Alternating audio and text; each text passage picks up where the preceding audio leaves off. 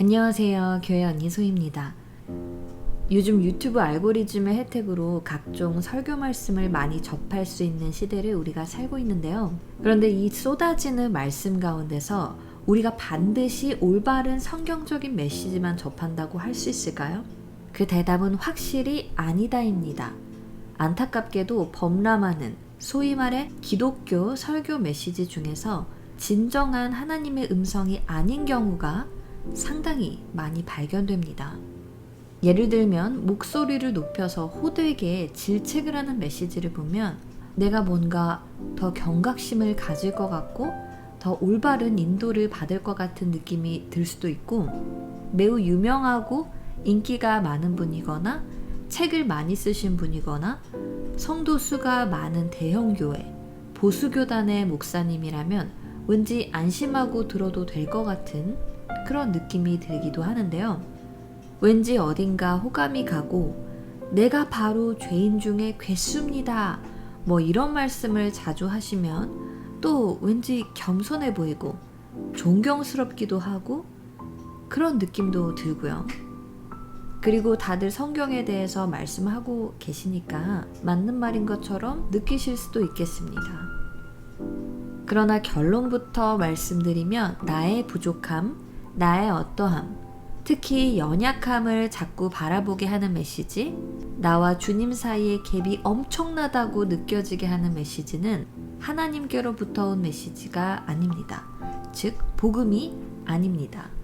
반면 진정한 진리, 즉 복음은 하나님의 은혜, 그분의 어떠하심을 바라보게 합니다. 다시 말해 나와 하나님은 예수 그리스도를 통해 이미 화해했고 믿음으로 구원을 받아 의롭게 되었다. 나의 어떠함이 아니라 예수님으로 인해 천국에 가게 되었다. 내가 예수님으로 인해 의인이 되었고 이미 새롭게 되었다. 세상을 이겼다고 전하는 진리의 메시지입니다.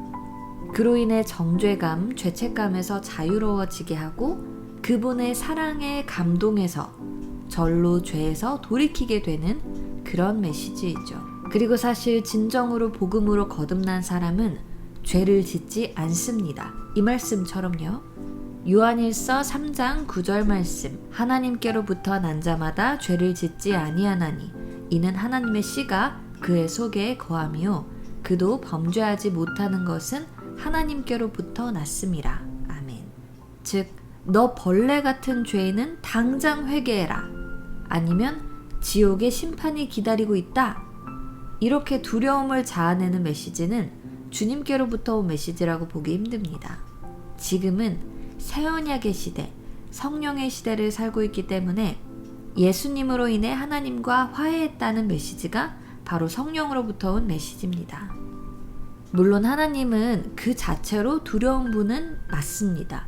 그런데 굳이 두렵게 겁을 주지 않아도 경외감을 자아내는 분이라 굳이 그렇게까지 위협을 하실 필요는 없는 분이에요. 오히려 그분을 인격적으로 만난 분들은 그분이 아주 우리를 인격적으로 젠틀하게 신사답게 예를 갖춰서 불면 날아갈까 쥐면 터질까 하는 자세로 우리를 대하신다는 걸 증언하시죠. 즉 구약의 선지자 흉내내는 분들은 사실 인격적으로 하나님을 만났다고 할 수 없습니다. 요한복음 16장 3절 말씀을 참고하실 수 있겠어요. 또 언제 예수님 오신다더라, 뭐가 짐승의 표라더라, 이런 메시지 역시 주의하셔야 하겠습니다. 마찬가지로 보통은 소망보다는 두려움을 자아내는 메시지들입니다. 또 그때에 대해서 논하는 것은 하나님의 뜻이 역시 아닙니다. 예수님이 다시 오시는 때는 아버지 하나님만 아시고 아들 하나님인 예수님도 모르시는 건데 말이죠. 열심히 그 부분만 연구하시는 분들도 계시는데 때를 분별하는 참고 자료로만 이용하실 뿐이지 절대 맹신함으로써 불안해하지는 마시기 바랍니다. 이처럼 메시지를 듣고 마음이 불안해지는 경우, 즉 평안이 하나도 없어지고 어딘가 쫓기듯이 불안하고 무섭다면 하나님께로부터 온 메시지가 아닙니다. 어쨌거나 우리가 하나님과의 친밀한 교제 가운데 머물고 있으면 성령께서 알아서 알려주십니다. 굳이 스스로가 애써서 준비가 돼야 한다고 여러분의 세마포를 잘 빨고 있냐고 자꾸 그렇게 겁을 주면서 자기 의를 강조하는 메시지들은 안 들으셔도 됩니다. 은혜와는 상관없는 메시지이며 이미 구원받은 우리에게는 적용되지 않습니다. 즉 하나님으로부터 온 메시지가 아닙니다. 성령께서 하시는 책망은 분별하기 매우 쉽습니다. 요한복음 16장 말씀에 나와 있는데요. 이 요한복음 16장은 예수님께서 십자가를 지시기 직전에 하신 말씀이기 때문에 매우 심오하고 중요한 말씀입니다. 이때 주님께서는 이렇게 말씀하셨습니다. 1절에서 15절 말씀입니다. 내가 이것을 너희에게 이름은 너희로 실족하지 않게 하려 함이니 사람들이 너희를 출교할 뿐 아니라 때가 이르면 물은 너희를 죽이는 자가 생각하기를 이것이 하나님을 섬기는 일이라 하리라. 그들이 이런 일을 할 것은 아버지와 나를 알지 못함이라. 오직 너희에게 이 말을 한 것은 너희로 그때를 당하면 내가 너희에게 말한 이것을 기억나게 하려 함이요 처음부터 이 말을 하지 아니한 것은 내가 너희와 함께 있었음이라. 지금 내가 나를 보내신 이에게로 가는데 너희 중에서 나더러 어디로 가는지 묻는 자가 없고 도리어 내가 이 말을 함으로 너희 마음에 근심이 가득하였도다. 그러나 내가 너희에게 실상을 말하노니 내가 떠나가는 것이 너희에게 유익이라. 내가 떠나가지 아니하면 보혜사가 너희에게로 오시지 아니할 것이요 가면 내가 그를 너희에게로 보내리니 그가 와서 죄에 대하여 의에 대하여 심판에 대하여 세상을 책망하시리라. 죄에 대하여라 함은 그들이 나를 믿지 아니하며 의에 대하여라 함은 내가 아버지께로 가니 너희가 다시 나를 보지 못하며 심판에 대하여라 함은 이 세상 임금이 심판을 받았음이라. 내가 아직도 너희에게 이를 것이 많으나 지금은 너희가 감당하지 못하리라. 그러나 진리의 성령이 오시면 그가 너희를 모든 진리 가운데로 인도하시리니 그가 스스로 말하지 않고 오직 들은 것을 말하며 장래일을 너희에게 알리시리라. 그가 내 영광을 나타내리니 내 것을 가지고 너희에게 알리시겠습니다. 무릇 아버지께 있는 것은 다 내 것이라. 그러므로 내가 말하기를 그가 내 것을 가지고 너희에게 알리시리라 하였노라. 아멘. 즉 성령님께서 죄에 대해서 책망하시는 것은 오로지 우리가 하나님을 믿지 않을 때 하나님을 더 바라보고 그분을 더 신뢰할 수 있도록 책망하시는 것이란 겁니다. 하나님을 더 믿어보는 게 어때? 하는 메시지는 성령의 음성입니다. 반면 넌 죄인이야, 구제불능이고 하나님도 너 같은 건 감당 못해, 이런 말은 참수하는 자 사탄의 음성입니다. 또 지나치게 율법적인 잣대, 즉 눈에 보이는 행동 양식을 들이대는 메시지 역시 하나님께로부터 온 메시지가 아닙니다. 이렇게 하지 않으면 구원이 취소된다, 뭐 이런 메시지가 대표적입니다. 또 여러분이 이렇게 하지 않으면 안 된다고 지나치게 어떤 형식, 시스템, 방법론 등 눈에 보이는 육신의 모양, 즉 율법을 강조하며 자유를 제한하는 메시지들 역시 하나님께로부터 온 메시지가 아닙니다. 예를 들어 신앙생활의 기간에 따라 너는 잘 몰라 이렇게 치부하는 경우, 또 어떤 직분이 없으면, 학위가 없으면 자격이 안 된다고 치부하는 경우, 또 교회를 처음 방문한 이른바 새가족을 무조건 새신자 취급하는 교회 등이 이런 율법주의적 사고방식에 갇혀있는 전형적인 예에 해당이 됩니다.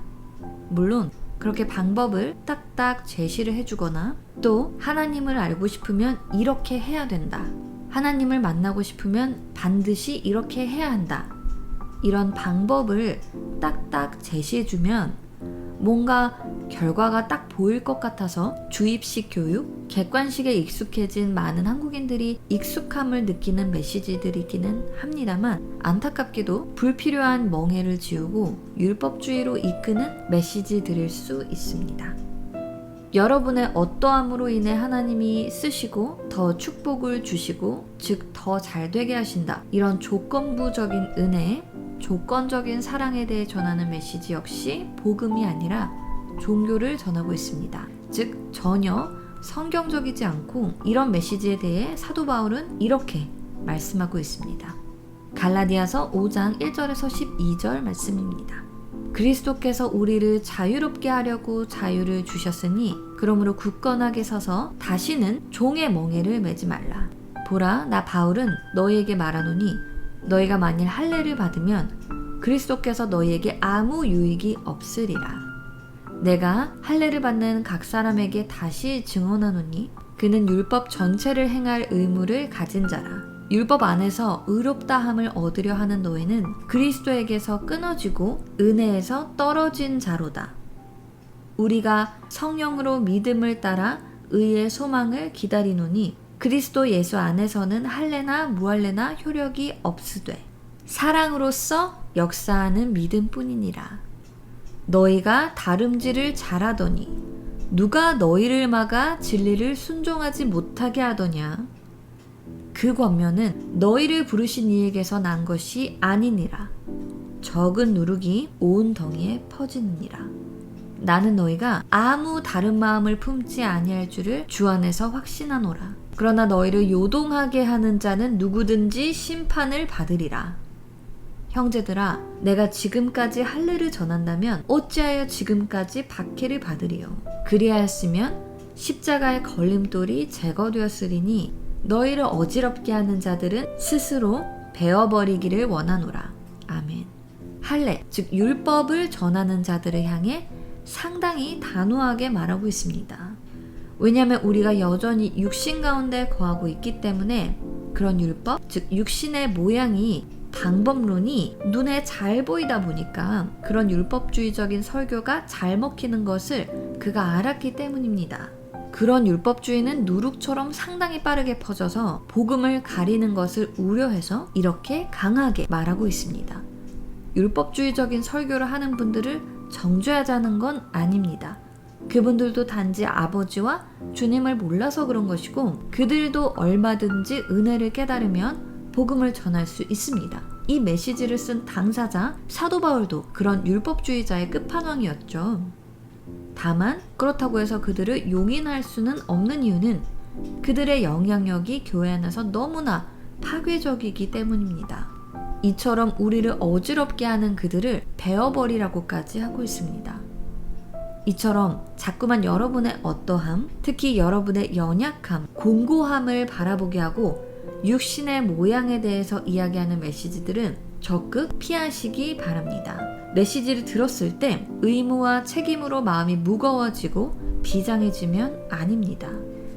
교회를 적극적으로 섬기거나 수련회 등에 참여하지 않거나 헌금을 하지 않으면, 즉 종교적 열심이 없으면 하나님이 날 기뻐하시지 않을 거라는 저주의 메시지, 저 멀리 계신 하나님의 보좌에 닿을 정도로 힘써서 부르짖고 납작 엎드리지 않으면 하나님이 내 기도는 거들떠도 안 보신다는 메시지, 내가 이렇게 하지 않으면 하나님이 날 치실 것이고 심판하실 거라는 메시지들 주의하시기 바랍니다. 흔히 들어보셨을 수 있겠지만 안타깝게도 복음이 아닙니다. 한 끗 차이지만 여러분을 종의 멍에, 즉 종교로 이끄는 메시지들입니다. 진리는 여러분을 자유케 합니다. 가볍게 합니다. 여러분으로 하여금 하나님을 기쁘시게 하기 위해, 하나님께 쓰임받기 위해 종교적 열심당원이 되라고 자꾸만 질책하는 그런 메시지, 힘든 상황과 연약함을 공감하는 듯 그런 상황을 높이면서 주님이 끝내신 역할에 집중하지 않고 우리의 인내를 강조하는 메시지는 흔히 들으시겠지만 들으면 오히려 믿음에서 떨어지는 메시지들입니다. 하나님이 얼마나 좋으신지, 그분의 은혜가 우리에게 얼마나 쉼을 주고 위로가 되는지, 말씀을 들으면 힘을 얻고 생명이 넘쳐서 절로 찬양과 감사가 터져나오는 메시지인지를 꼭 분별하시고 들으시기 바랍니다. 소위 감성은 여러분의 복음 안에서의 자유를 응원합니다. 감사합니다.